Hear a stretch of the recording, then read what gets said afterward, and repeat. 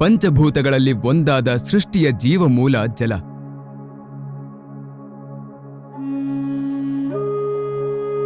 ಭೂಮಿಯ ಮೇಲಿರುವ ಸಕಲ ಜೀವರಾಶಿಗಳಿಗೂ ನೀರು ಜೀವಮೂಲ.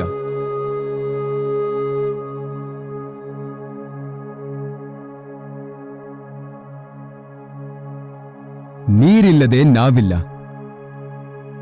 ಆದರೆ ಕಳೆದ ಕೆಲ ದಶಕಗಳಿಂದ ನಿರಂತರವಾಗಿ ಹವಾಮಾನದಲ್ಲಾಗುತ್ತಿರುವ ಬದಲಾವಣೆ, ನಗರಗಳು ಬೆಳೆದಂತೆಲ್ಲ ಹೆಚ್ಚುತ್ತಿರುವ ಜನಸಂಖ್ಯೆ, ಕೃಷಿ ಮತ್ತು ಕೃಷಿಯೇತರ ಚಟುವಟಿಕೆಗಳಿಗೆ ಹೆಚ್ಚಿದ ನೀರಿನ ಬಳಕೆ ಹಾಗೂ ಮಳೆಯ ಅಭಾವದಿಂದಾಗಿ ಇಂದು ಅಪಾಯಕಾರಿ ಮಟ್ಟದಲ್ಲಿ ಅಂತರ್ಜಲದ ಪ್ರಮಾಣ ಕಡಿಮೆ ಆಗುತ್ತಿರುವುದನ್ನು ನೋಡುತ್ತಿದ್ದೇವೆ.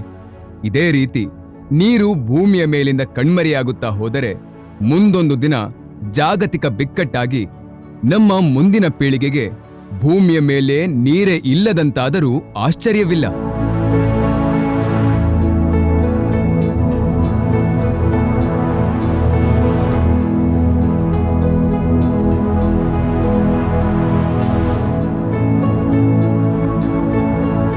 ಗಿರಿಧಾಮಗಳ ವೈಭವದ ಗೂಡು, ದ್ರಾಕ್ಷಿ ಹಾಗೂ ರೇಷ್ಮೆಯ ಕೃಷಿ ಬೀಡು ಎಂದೇ ಪ್ರಸಿದ್ಧಿಯಾಗಿದ್ದ ಜಿಲ್ಲೆ ಚಿಕ್ಕಬಳ್ಳಾಪುರ.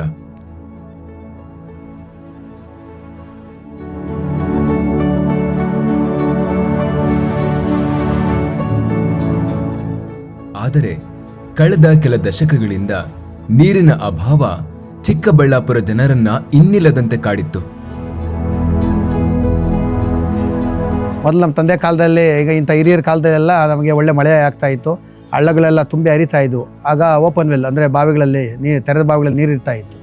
ಇತ್ತೀಚೆಗೆ ಏನಾಯಿತು, ಬರ್ತಾ ಬರ್ತಾ ಮಳೆ ಕಡಿಮೆ ಆಯಿತು, ಹಳ್ಳ ಕೊಳ್ಳಗಳೆಲ್ಲ ಬತ್ತಿ ಹೋದವು. ಅದೇ ರೀತಿಯಾಗಿ ಕೆರೆ ಕುಂಟೆಗಳಲ್ಲಿ ನೀರಿಲ್ದಿರ ಆಯಿತು. ಚಿಕ್ಕಬಳ್ಳಾಪುರ ಜಿಲ್ಲೆಯಲ್ಲಿ ಯಾವುದೇ ದೊಡ್ಡ ನದಿಗಳು ಹರಿಯದೇ ಇರುವುದರಿಂದ ಕರ್ನಾಟಕದ ಬರಪೀಡಿತ ಜಿಲ್ಲೆ ಎಂಬ ಕುಖ್ಯಾತಿಯನ್ನು ಸಹ ಪಡೆದಿತ್ತು.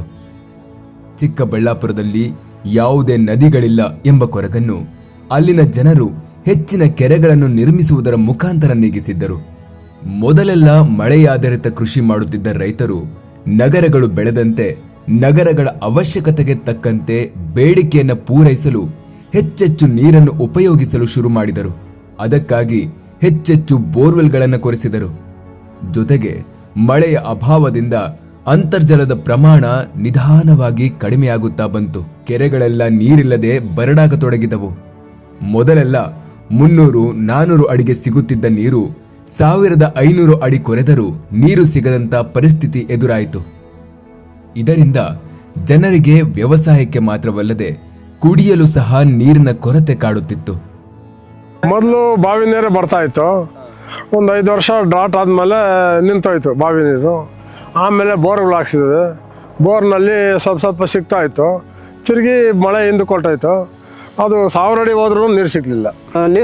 ನಮ್ಮ ಮಾಮೂಲಿ ಬೇಸಿಗೆಯಲ್ಲಿ ಕೆಲಸಕ್ಕೆ ಹೋಗ್ತಾ ಇದ್ವಿ, ಕೂಲಿ ಕೆಲಸಕ್ಕೆ. ರಾಗಿ ಬೆಳೆ ಇಟ್ಕೊತಾ ಇದ್ವಿ.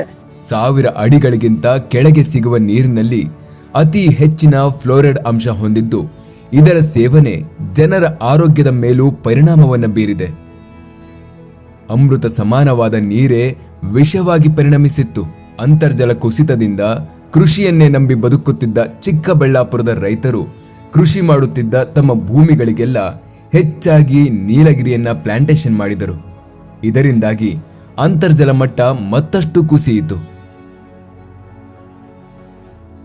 ಕ್ರಮೇಣ ಜಿಲ್ಲೆಯಲ್ಲಿ ವ್ಯವಸಾಯಕ್ಕೆ ಮಾತ್ರವಲ್ಲದೆ ಕುಡಿಯಲು ಸಹ ನೀರಿನ ಕೊರತೆ ಉಂಟಾಗಿ ಜನರ ಜೀವನವನ್ನ ಹಿಂಡಿ ಹಿಪ್ಪೆ ಮಾಡಿತ್ತು.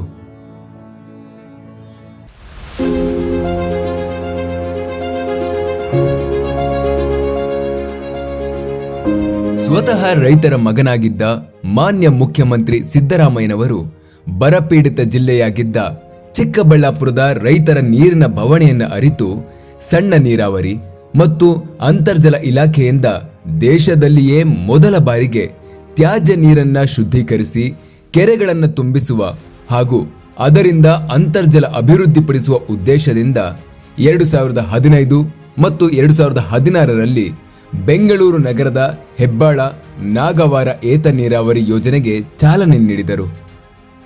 ಈ ಯೋಜನೆಯ ಮುಖಾಂತರ ಹೆಬ್ಬಾಳ ನಾಗವಾರ ಕಣಿವೆಯ 2 ಹಂತದಲ್ಲಿ ಸಂಸ್ಕರಿಸಿದ ತ್ಯಾಜ್ಯ ನೀರನ್ನು ಬೆಂಗಳೂರು ನಗರ ಮತ್ತು ಬೆಂಗಳೂರು ಗ್ರಾಮಾಂತರ ಹಾಗೂ ಚಿಕ್ಕಬಳ್ಳಾಪುರ ಜಿಲ್ಲೆಗಳ ವ್ಯಾಪ್ತಿಯಲ್ಲಿನ ಒಟ್ಟು 65 ಕೆರೆಗಳಿಗೆ ಏತ ನೀರಾವರಿ ಹಾಗೂ ಕೊಳವೆಗಳ ಮುಖಾಂತರ ತುಂಬಿಸಲಾಗಿದೆ.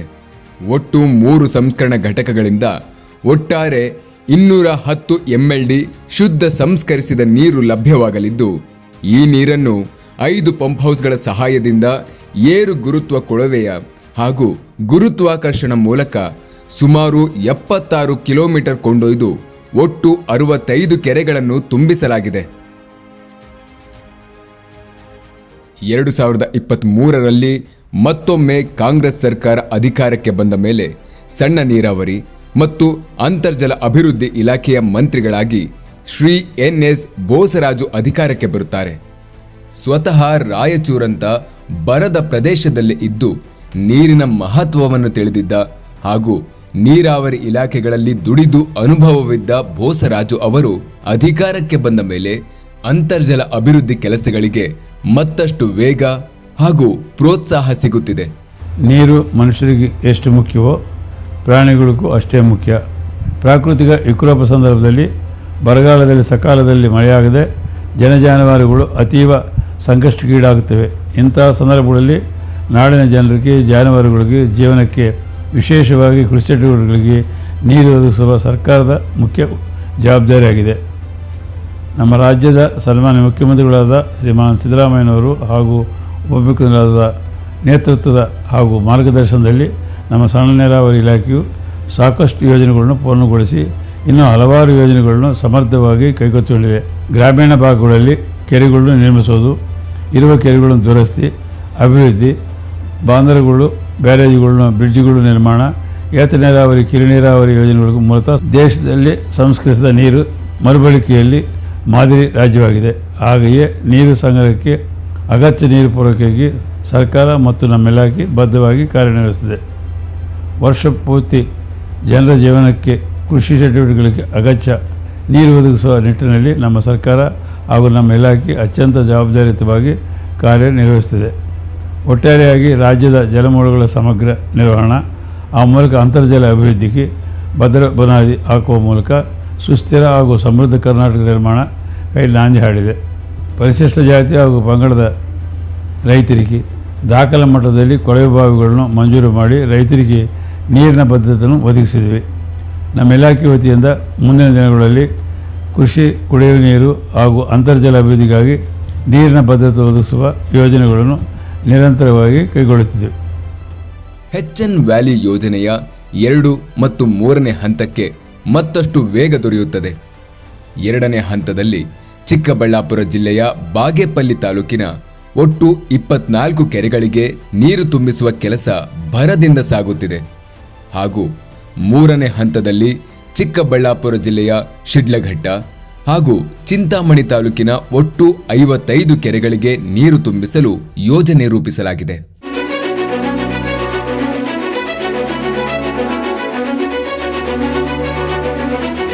ಚಿಕ್ಕಬಳ್ಳಾಪುರ ಜಿಲ್ಲೆಯ ಗೌರಿಬಿದನೂರು ತಾಲೂಕಿನ ದೊಡ್ಡ ಕುರುಗೋಡು ಕೆರೆ ಸುತ್ತಲಿನ ಗ್ರಾಮಗಳ ರೈತರ ಏಕೈಕ ನೀರಿನ ಮೂಲವಾಗಿದ್ದು, ಸರಿಯಾದ ನಿರ್ವಹಣೆ ಇಲ್ಲದೆ ಕೆರೆಯಲ್ಲಿ ಗಿಡಗಂಟೆ ಬೆಳೆದು ಹೂಳು ತುಂಬಿ ಸರಿಯಾಗಿ ನೀರು ನಿಲ್ಲದೆ ಹಾಳಾಗಿದ್ದ ಕೆರೆಯನ್ನು ಸಣ್ಣ ನೀರಾವರಿ ಮತ್ತು ಅಂತರ್ಜಲ ಅಭಿವೃದ್ಧಿ ಇಲಾಖೆಯು ಸುಮಾರು 4 ಕೋಟಿ ವೆಚ್ಚದಲ್ಲಿ ಹಾಳಾಗಿದ್ದ ಕೆರೆಯ ಕೋಡಿಯನ್ನು ದುರಸ್ತಿ ಮಾಡಿ ಹೂಳು ತೆಗೆಸಿ ಕೆರೆಯ ನೀರಿನ ಸಾಮರ್ಥ್ಯವನ್ನು ಹೆಚ್ಚಿಸಿ ದೊಡ್ಡ ಕುರುಗೋಡು ಕೆರೆಗೆ ಹೊಸ ರೂಪ ನೀಡಲಾಗಿದೆ.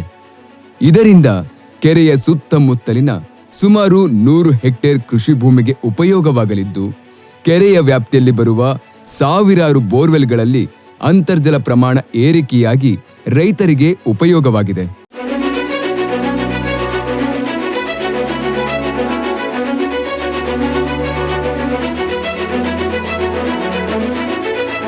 ಗೌರಿಬಿದನೂರು ತಾಲೂಕಿನ ಮತ್ತೊಂದು ಕೆರೆಯಾದ ದಂಡಿಗನಹಳ್ಳಿ ಹೊಸ ಕೆರೆಯನ್ನ ಸಣ್ಣ ನೀರಾವರಿ ಮತ್ತು ಅಂತರ್ಜಲ ಅಭಿವೃದ್ಧಿ ಇಲಾಖೆಯು ಸುಮಾರು 3 ಕೋಟಿ ವೆಚ್ಚದಲ್ಲಿ ಅಭಿವೃದ್ಧಿಪಡಿಸಲಾಗಿದ್ದು, ಪಾಳು ಬಿದ್ದಂತಾಗಿದ್ದ ಕೆರೆಯ ಹೂಳು ತೆಗೆಸಿ ಕೆರೆ ಕೋಡಿಯನ್ನ ಹೊಸದಾಗಿ ನಿರ್ಮಿಸಿ ಕೆರೆಯ ಕಾಲುವೆ ವ್ಯವಸ್ಥೆಯನ್ನ ಸರಿಪಡಿಸಲಾಗಿದೆ. ದಂಡಿಗನಹಳ್ಳಿ ಹೊಸ ಕೆರೆಯ ಅಭಿವೃದ್ಧಿಯಿಂದಾಗಿ ಕೆರೆಯ ಸುತ್ತಲಿನ ಸುಮಾರು 75 ಹೆಕ್ಟೇರ್ ಕೃಷಿ ಪ್ರದೇಶಕ್ಕೆ ವರ್ಷವಿಡೀ ನೀರಿನ ಸೌಲಭ್ಯ ದೊರಕುತ್ತಿದೆ. ಇದರಿಂದ ಕೃಷಿಯನ್ನೇ ನಂಬಿ ಬದುಕುತ್ತಿದ್ದ ಸಾವಿರಾರು ಕುಟುಂಬಗಳಿಗೆ ವರದಾನವಾಗಿದೆ. ಕೆರೆಯಲ್ಲಿ ನೀರು ತುಂಬಿದ್ದರಿಂದ ಅಂತರ್ಜಲದ ಪ್ರಮಾಣವೂ ಏರಿಕೆಯಾಗಿದ್ದು ಬತ್ತಿದ್ದ ಬೋರ್ವೆಲ್ಗಳಿಗೆ ಮರುಜೀವ ಬಂದಂತಾಗಿದೆ. ಪರೋಕ್ಷವಾಗಿ ಕೃಷಿಗೆ ಹಾಗೂ ಕುಡಿಯಲು ಸಹ ನೀರು ದೊರಕುತ್ತಿದೆ.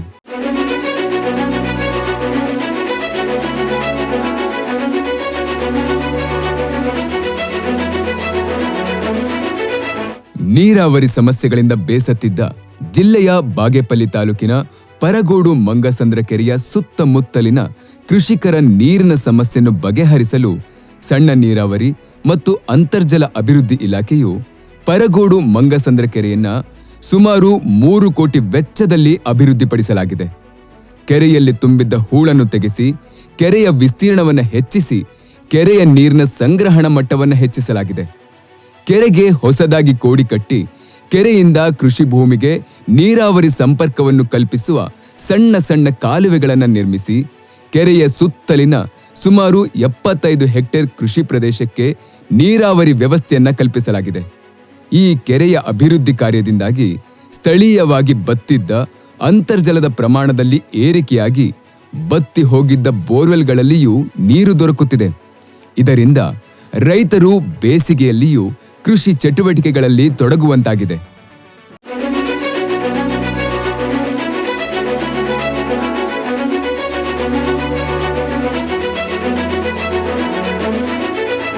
ಜಿಲ್ಲೆಯ ಚಿಂತಾಮಣಿ ತಾಲೂಕಿನ ಗಾಜರಹಳ್ಳಿ ವ್ಯಾಪ್ತಿಯಲ್ಲಿ ಅಂತರ್ಜಲ ಕುಸಿತದಿಂದ ಬೋರ್ವೆಲ್ಗಳಲ್ಲಿ ಹಾಗೂ ಬಾವಿಗಳಲ್ಲಿ ನೀರಿಲ್ಲದೆ ಜನಗಳಿಗೆ ಹಾಗೂ ಜಾನುವಾರುಗಳಿಗೆ ಕುಡಿಯಲು ನೀರಿನ ಸಮಸ್ಯೆ ತಲೆದೋರಿತ್ತು.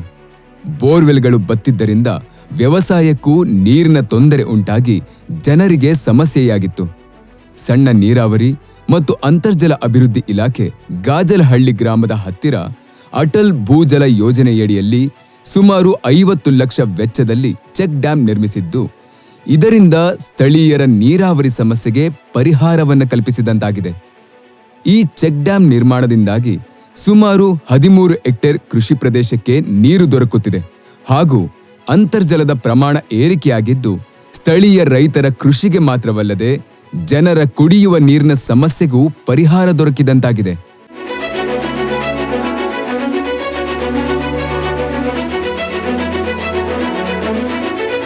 ಜಿಲ್ಲೆಯ ಬಾಗೇಪಲ್ಲಿ ತಾಲೂಕಿನ ಮಾಚಿನಪಲ್ಲಿ ಹೊಸ ಕೆರೆಯ ಕೋಡಿ ಕಾಲುವೆಗೆ ಅಡ್ಡಲಾಗಿ ಸಣ್ಣ ನೀರಾವರಿ ಮತ್ತು ಅಂತರ್ಜಲ ಅಭಿವೃದ್ಧಿ ಇಲಾಖೆ ಅಟಲ್ ಭೂಜಲ ಯೋಜನೆಯಡಿಯಲ್ಲಿ ಸುಮಾರು 50 ಲಕ್ಷ ವೆಚ್ಚದಲ್ಲಿ ಚೆಕ್ ಡ್ಯಾಂ ನಿರ್ಮಿಸಿದ್ದು, ಇದರಿಂದ ಮಾಚಿನಪಲ್ಲಿ ಹಾಗೂ ಸುತ್ತಲಿನ ಗ್ರಾಮಸ್ಥರ ನೀರಾವರಿ ಸಮಸ್ಯೆಗೆ ಪರಿಹಾರ ದೊರಕಿದಂತಾಗಿದ್ದು ಕೃಷಿಗೆ ಸಮರ್ಪಕ ನೀರಿನ ವ್ಯವಸ್ಥೆಯಾಗಿದೆ. ಸ್ಥಳೀಯವಾಗಿ ಬತ್ತಿದ್ದ ಅಂತರ್ಜಲವು ಅಭಿವೃದ್ಧಿಯಾಗಿ ಸುಮಾರು 13 ಹೆಕ್ಟೇರ್ ಕೃಷಿ ಪ್ರದೇಶಕ್ಕೆ ನೀರು ದೊರಕುತ್ತಿದೆ.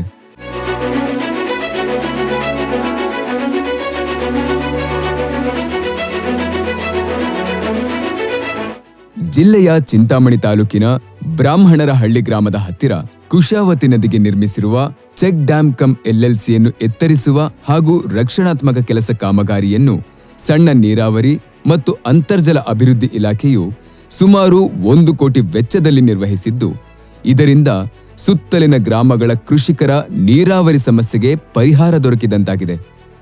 ಈ ಚೆಕ್ ಡ್ಯಾಂ ನಿರ್ಮಾಣದಿಂದ ಸುಮಾರು 25 ಹೆಕ್ಟೇರ್ ಕೃಷಿ ಪ್ರದೇಶಕ್ಕೆ ನೀರು ದೊರಕುತ್ತಿದ್ದು, ಬತ್ತಿದ್ದ ಅಂತರ್ಜಲದ ಪ್ರಮಾಣದಲ್ಲಿಯೂ ಗಣನೀಯವಾಗಿ ಏರಿಕೆಯಾಗಿದೆ.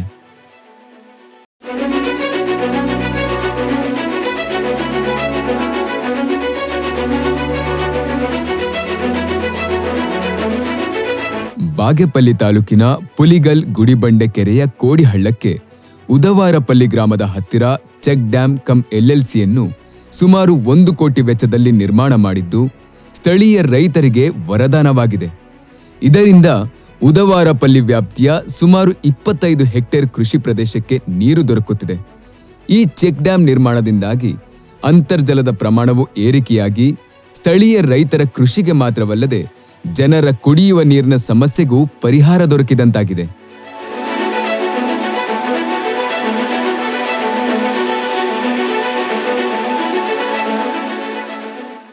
ಸುಸ್ಥಿರ ಅಂತರ್ಜಲ ನಿರ್ವಹಣೆಗೆ ಅಟಲ್ ಭೂ ಜಲ ಯೋಜನೆ ಹಾಗೂ ರಾಜ್ಯ ಸರ್ಕಾರದ ಯೋಜನೆಯ ಅಡಿಯಲ್ಲಿ ಹರಿವ ನದಿ ಹಾಗೂ ಹಳ್ಳಗಳಿಗೆ ಅಡ್ಡಲಾಗಿ ಚೆಕ್ ಡ್ಯಾಂಗಳನ್ನು ನಿರ್ಮಿಸಿ ಈ ಚೆಕ್ ಡ್ಯಾಂಗಳಲ್ಲಿ ಸಂಗ್ರಹವಾಗುವ ನೀರಿನಿಂದ ಅಂತರ್ಜಲದ ಮಟ್ಟ ಏರಿಕೆಯಾಗಿ ಅಣೆಕಟ್ಟೆಗಳ ಸುತ್ತಮುತ್ತ ಇರುವ ಬಾವಿ ಮತ್ತು ಬೋರ್ವೆಲ್ಗಳಲ್ಲಿ ನೀರು ದೊರೆಯುವುದರಿಂದ ರೈತರಿಗೆ ವ್ಯವಸಾಯಕ್ಕೆ ನೀರು ದೊರಕುವುದಲ್ಲದೆ ಕುಡಿಯುವ ನೀರಿನ ಬಳಕೆಗೂ ನೀರು ಲಭ್ಯವಾಗುತ್ತದೆ.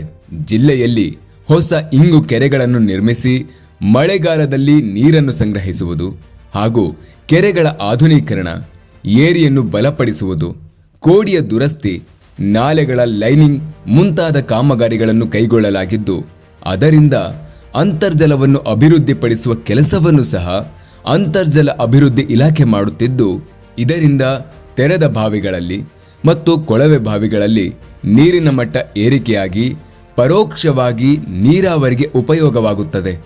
ಚಿಕ್ಕಬಳ್ಳಾಪುರ ಜನರ ನೀರಿನ ಬವಣೆಯನ್ನ ಶಾಶ್ವತವಾಗಿ ಹೋಗಲಾಡಿಸಲು ಹಾಗೂ ಚಿಕ್ಕಬಳ್ಳಾಪುರವನ್ನ ಮತ್ತೆ ಮಾದರಿ ಜಿಲ್ಲೆಯನ್ನಾಗಿ ಮಾಡಲು ಸರ್ಕಾರ ಕೈಗೊಂಡ ಹಲವು ಯೋಜನೆಗಳು ಯಶಸ್ವಿಯಾಗಲು ಮುಖ್ಯ ಕಾರಣ ಮಾನ್ಯ ಮುಖ್ಯಮಂತ್ರಿಗಳಾದ ಸಿದ್ದರಾಮಯ್ಯನವರ ದೂರದೃಷ್ಟಿ ಮತ್ತು ಮಂತ್ರಿಗಳಾದ ಶ್ರೀ ಎನ್.ಎಸ್. ಬೋಸರಾಜು ಹಾಗೂ ಚಿಕ್ಕಬಳ್ಳಾಪುರ ವಿಭಾಗದ ಸಣ್ಣ ನೀರಾವರಿ ಮತ್ತು ಅಂತರ್ಜಲ ಅಭಿವೃದ್ಧಿ ಇಲಾಖೆಯ ಎಲ್ಲ ಅಧಿಕಾರಿಗಳು ಹಾಗೂ ಕಾರ್ಮಿಕರ ನಿರಂತರ ಪರಿಶ್ರಮ.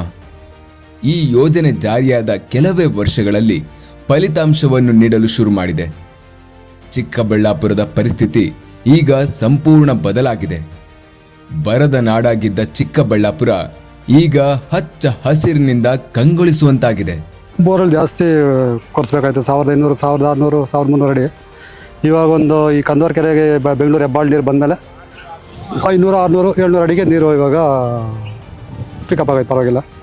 ನಮ್ಮ ಬೋರ್ ನಿಂತಾಗ 10 ವರ್ಷ ಆಗಿತ್ತು, ಇವಾಗ 1 ವರ್ಷದಿಂದ ಈಚೆ ಕಡೆ ಆಟೋಮೆಟಿಕ್ಕಾಗಿ ನೀರು ರೇಜ್ ಆಗೈತೆ. ಸರ್, ಈಗ ಬಂದಿರೋ ಸರ್ಕಾರದಲ್ಲಿ ನೀರು ಬಿಟ್ಟ ಮೇಲೆ ತುಂಬ ಜನಕ್ಕೆ ಅನುಕೂಲ ಆಗಿದೆ. ರೈತರಿಗೆಲ್ಲ ಅವರವರು ಈಗ ಇಲ್ಲಿ ಕೆಲ್ಸಕ್ಕೆ ಹೋಗ್ತಾ ಇಲ್ಲ, ಅವ್ರು ಬೆಳೆ ಇಟ್ಕೊಂಡು ಅವ್ರ ಜೀವನಾಧಾರ ಮಾಡ್ತಾ ಇದ್ದಾರೆ.